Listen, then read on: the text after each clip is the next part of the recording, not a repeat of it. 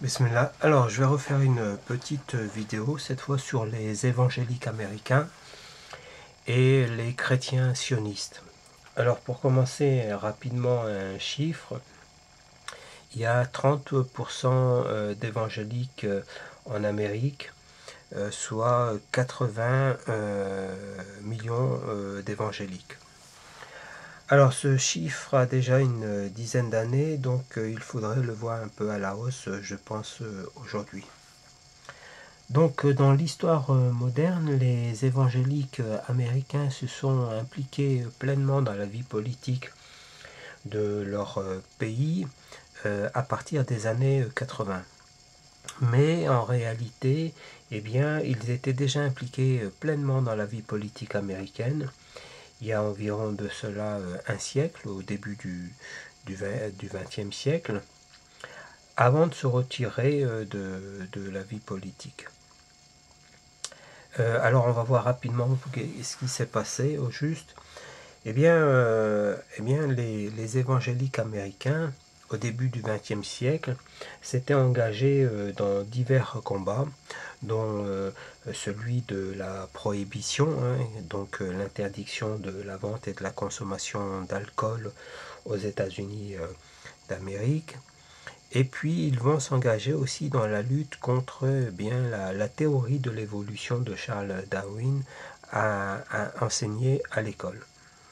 Mais dans ce dernier combat, ils vont se ramasser la gueule, comme on dit, et ils vont perdre tout simplement cette lutte.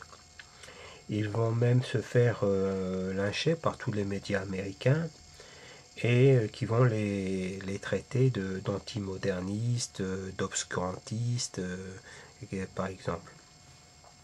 Donc, après cette affaire qu'on appelle le procès du singe, précisément, eh bien, les évangéliques américains se retirent de la vie politique pour une cinquantaine d'années environ. Alors, pendant ces 50 ans, ils ne vont pas quand même totalement rester inactifs, puisqu'ils vont développer des universités, ils vont ouvrir des chaînes de radio, des chaînes de télévision, voilà, jusque bien les années 80 où ils vont de nouveau s'impliquer dans la vie politique américaine.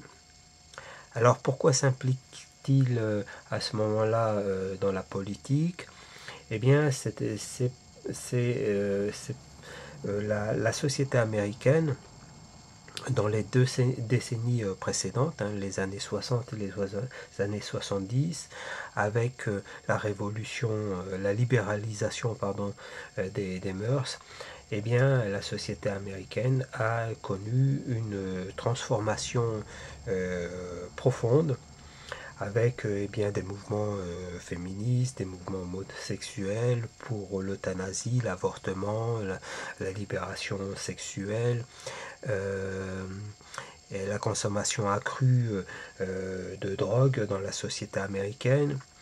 Et bien, à partir de ce moment-là, eh bien, les évangéliques américains eh bien, ont découvert que la politique eh bien, affectait leur quotidien, leur foi en Dieu, leur éducation.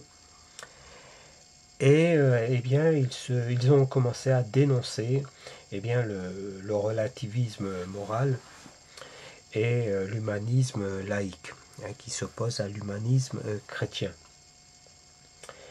Et bien que la Constitution américaine eh bien, sépare la religion et l'État, et que dans la société américaine, eh bien, on vit sa foi en Dieu euh, de façon dans la vie privée de chacun uniquement, eh bien, les évangéliques américains vont déclarer à chaque évangélique qu'il faut déprivatiser sa foi en Dieu et s'impliquer pleinement dans la vie politique américaine.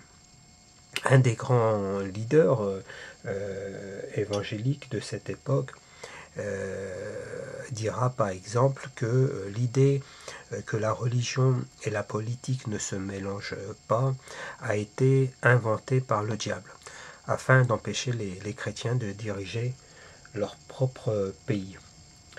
Donc ces évangéliques voient dans ces évolutions un déclin des valeurs morales et un délitement de la société américaine. Voilà, donc rapidement, effectivement, ils ont permis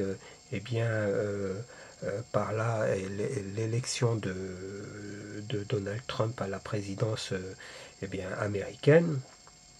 Alors là-dessus, j'aimerais noter que pour comprendre Donald Trump, pour comprendre sa politique nationale, internationale, il faut aller au-delà de sa psychologie, de sa propre personne. Et regarder le programme, les idées des évangéliques américains. Et là, on découvre que les évangéliques américains nient le réchauffement climatique provoqué par l'homme.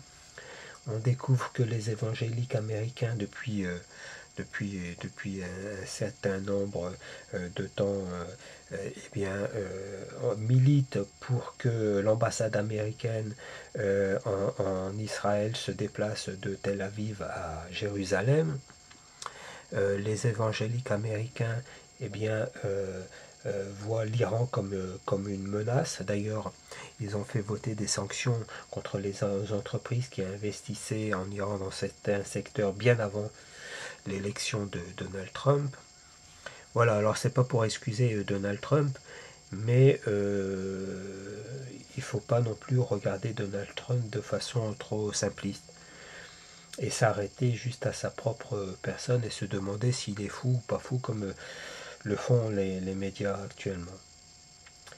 Voilà, alors avant de passer aux chrétiens sionistes, j'aimerais rappeler que tout ça effectivement vient à démarrer en Europe, au début du XVIe siècle, avec ce qu'on appelle la réforme de l'Église, initiée par Martin Luther en Allemagne.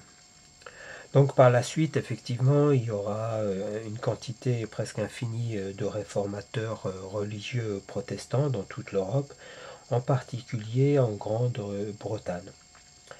Alors, le point commun de tous ces protestants, c'est entre autres que, ils considèrent l'Église, d'abord l'Église catholique romaine, comme une hérésie.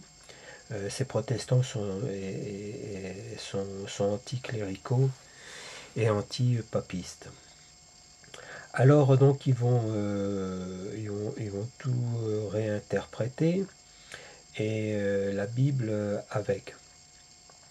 Alors ils vont avoir une lecture littérale de la Bible, beaucoup plus littérale que les catholiques, et en fait ils vont avoir une lecture mystique et ésotérique.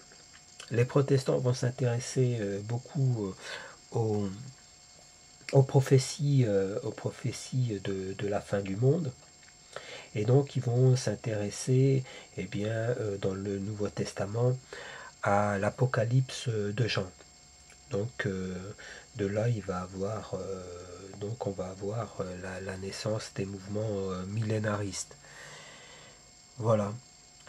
Alors les chrétiens sionistes, eux, vont s'appuyer sur l'Ancien Testament, la Bible hébraïque, et en particulier ils vont s'attacher au livre d'Ézéchiel et de Daniel, qui évoquent aussi beaucoup les prophéties de la fin du monde, où le peuple juif joue le rôle principal. Donc pour aller vite, les chrétiens sionistes au XIXe siècle vont déjà beaucoup militer pour que les juifs retournent en Palestine. D'ailleurs certains chrétiens sionistes, déjà au XIXe siècle, vont s'installer en Palestine pour de bon. Voilà, donc en fait, 48, hein, la création de l'État d'Israël, eh bien, en réalité, c'est aussi leur victoire, le résultat en tout cas du militantisme très ancien des chrétiens sionistes. Voilà. Alors, les chrétiens sionistes, eh bien, au sujet de la descendance d'Abraham avec sa servante Agar, d'après les écritures de la Genèse, eh bien, les chrétiens sionistes reconnaissent la filiation abrahamique au peuple arabe. Cependant, ils rejettent la transmission de la Terre Sainte au fils d'Abraham, Ismaël. Ainsi, les chrétiens sionistes soutiennent la colonisation israélienne, et soutiennent évidemment la construction du Grand Israël, hein, le Grand Israël qui doit être établi et dont dépend bien, la venue du Messie, le retour du Christ. Voilà, alors une dernière chose, eh bien, la première mission des évangéliques américains, c'est aussi d'évangéliser la planète entière en fait, hein, y compris d'ailleurs les juifs, hein. D'ailleurs les évangéliques sont déjà en Israël pour essayer d'évangéliser les juifs, ce qui pose ce qui provoque certaines tensions. Voilà. Et donc il y aurait plus de 70 000 missionnaires, hein, évangéliques à travers le monde, en particulier en Asie, en Afrique et en Amérique latine. D'où le résultat, hein, qu'on a vu le mois dernier, au mois d'octobre 2008, au Brésil, l'élection, hein, du nouveau président Bolsonaro brésilien, grâce bien, au réservoir de voix des évangéliques.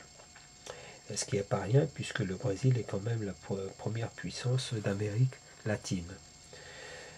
Voilà, alors moi j'essaye de tracer les grandes lignes, quelques grandes lignes sur le sujet. Après, il y a beaucoup d'ouvrages qui traitent de ce sujet.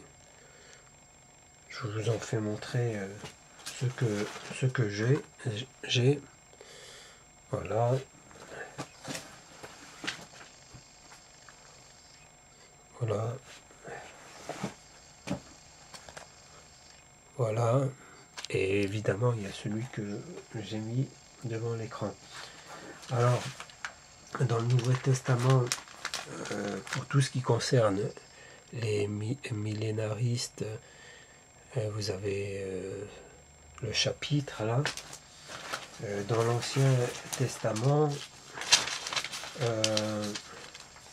sur lequel s'appuient les chrétiens sionistes, vous avez le livre de Daniel et le livre d'Ézéchiel, hein, qui parle de Nabuchodonosor quand il fait exiler une partie du peuple juif à Babylone. Voilà. Alors j'essaie, peut-être que je referai cette vidéo si j'y ai glissé des erreurs ou des oublis. Voilà, merci.